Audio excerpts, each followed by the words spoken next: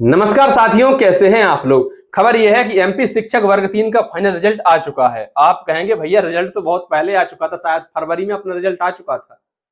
तो अब रिजल्ट जो है रिवाइज होकर आया है, संशोधित होकर आया है, नया परीक्षा परिणाम आपका आया है। क्यों आया है, क्यों इसकी जरूरत पड़ी, साथ ही साथ रिजल्ट में क्या बदलाव हुआ है, तो मेरे ही रिजल्ट को देखेंगे कि पहले रैंक क्या थी, अब रैंक क्या है, क्या मार्क्स में कोई डिफरेंस आया है, क्या परसेंटाइल में कोई अंतर आया है। इन सभी पहलुओं पर चर्चा करेंगे। लेकिन सबसे पहले अपन पढ़ते हैं ईएसबी के इस नोटिफिकेशन को। उसके बाद एक एक आपके सवाल का जवाब देंगे जो आपके मन में निश्चित रूप से डाउट पल रहे होंगे। ईएसबी की तरफ से आधिकारिक लेटर जो है जारी किया गया है। इन्होंने कहा है कि मध्य प्रदेश कर्मचारी चयन मंडल द्वारा आयोजित प्राथमिक शिक्षक चयन परीक्षा 2025 का संशोधित परिणाम माननीय उच्च न्यायालय मध्य प्रदेश जबलपुर में दायर याचिका क्रमांक 12/970/2026 में पारित आदेश दिनांक 6/5/26 एवं 14/5/26 के अनुपालन में जारी किया जा रहा है।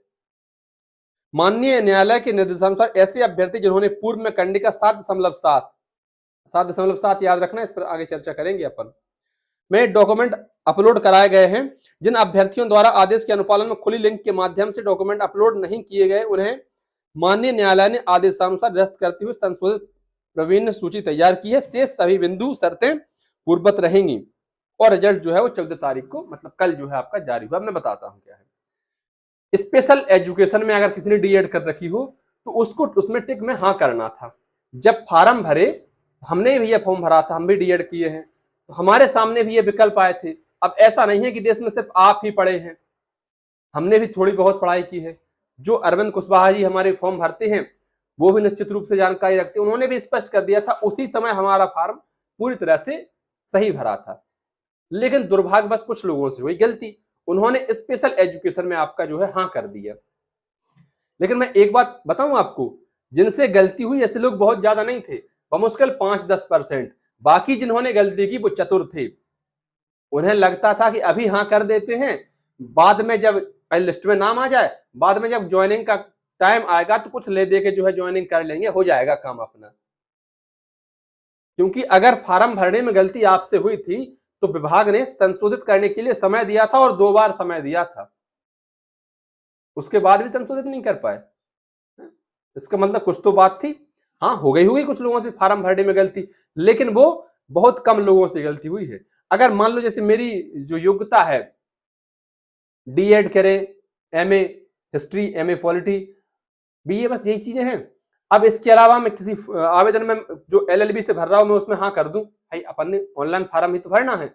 उसके बाद मेरा उसमें मान लो नाम आ जाए और डॉक्यूमेंट वेरिफिकेशन कराने जब पहुंचे दांत दिखा दें, है ही नहीं, तो ये तो न्याय संगत बात नहीं है। इन बेवकूफों के चक्कर में, बेवकूफ नहीं चतुरों के चक्कर में, बेवकूफ जिनसे हुई थी गलती उन्होंने सुधार ली थी अपनी, तभी जिन चतुरों के चक्कर में हजारों ईमानदार अभ्यर्थियों का नुकसान हुआ है। 1000 रुपया रोज का कम से कम तो सैलरी जा रही है। अरे बातें तो यहां तक होने लगी जैसे गांव में कहा वो बिरजुआ की बहू जो है मास्टर बन गई सरकारी वर्ग 3 की।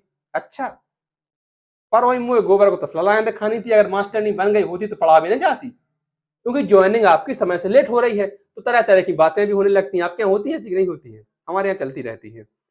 कहने का तात्पर्य यह है कि उन लोगों की गलती, नादानी, बेवकूफी या चतुराई जो भी कहे, बहुत सारे अभ्यर्थियों को नुकसान हुआ है। लेकिन डिपार्टमेंट ने इसे सुधारा है, रिजल्ट जो है वो दोबारा से जारी किया गया है और ऐसे अभ्यर्थी जो अपने दस्तावेज नहीं दिखा पाए, अपलोड डॉक्यूमेंट नहीं कर पाए, उनको बाहर कर दिया है।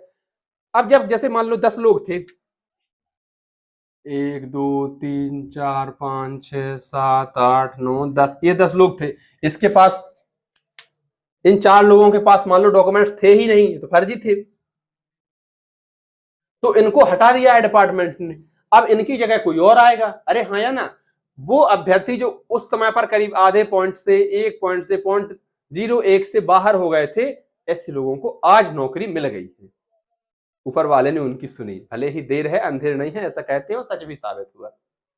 ऐसे लोगों को अब नौकरी मिल गई है। आप कहेंगे कि साहब आप कहाँ हो, हम तो भैया बहुत दूर हैं इनसे। आइए अब हमारे ही रिजल्ट को लेकर अपन चर्चा कर लेते हैं कि इसमें क्या बदलाव हुआ है।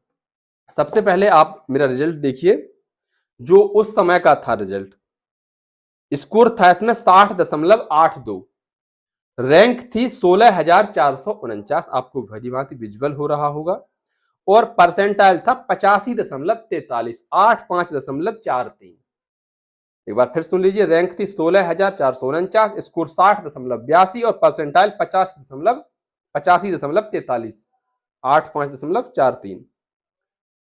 अब क्या बदलाव हुआ है नए रिजल्ट में, आप वो भी देख लीजिए। रैंक है 14,933, जो पहले थी अपनी कितनी 16,449, वो अब है 14,933। और परसेंटाइल जो पहले 85.43 था, वो घट के बचा है अपना 84.79। तो परसेंटाइल घटा है, रैंक घटी है, लेकिन स्कोर आपका वही है। तो ऐसा बहुत सारे अभ्यर्थियों के साथ हुआ होगा जिनका उस समय पर फाइनल कट ऑफ में नाम नहीं था, मतलब जैसे अब मेरा लिखा है स्टेटस की नॉट सिलेक्टेड, उनके में भी लिखा था या बेटिंग लिखा था, अब वो क्लियर हो गए हैं। बहुत सारे अभ्यर्थी जिनका तब बेटिंग भी नहीं मिली थी, शायद अब उन्हें बेटिंग मिल गई हो। अपन तो आसपास भी नहीं थे, स्पष्ट कहते हैं उसमें। पहले दिन कह दिया जब रिजल्ट पेपर देकर निकले थे कि भैया हमारा तो स्कोर जो है खराब रहा है, 60 नंबर आए हैं। अब देख लो 60 नंबर ये है हमारे, कुछ दुखी छुपी बात थोड़ी है, जैसे आप वैसे हम। बिल्कुल पारदर्शी अपना काम चलता है, किसी को अच्छा लगे किसी को बुरा लगे, वो आपकी व्यक्तिगत समस्या हो सकती है। मैं तो स्पष्ट बताता हूँ, मुझे इससे कोई शर्म नहीं आती। कम नंबर आए तो मुझे बहुत सारे लोग देख रहे हैं, पता नहीं क्या सोचेंगे। तो यही है। वैसे आपके रिजल्ट में क्या अपडेट हुआ है, परसेंटाइल आपका घटा है कि बढ़ा है, स्कोर में क्या कोई करेक्शन हुआ है, या फिर रैंक में आपका कितना कम हुआ है या ज्यादा हुआ है, कमेंट करके बताइए, इस पर अपन चर्चा करेंगे। धन्यवाद। वीडियो आपको अच्छी लगी हो, जानकारी पसंद आई हो तो लाइक कर दे, अन्य जरूरतमंद साथियों तक साझा कर दे, चैनल पर नए हो सब्सक्राइब कर दें। आभार।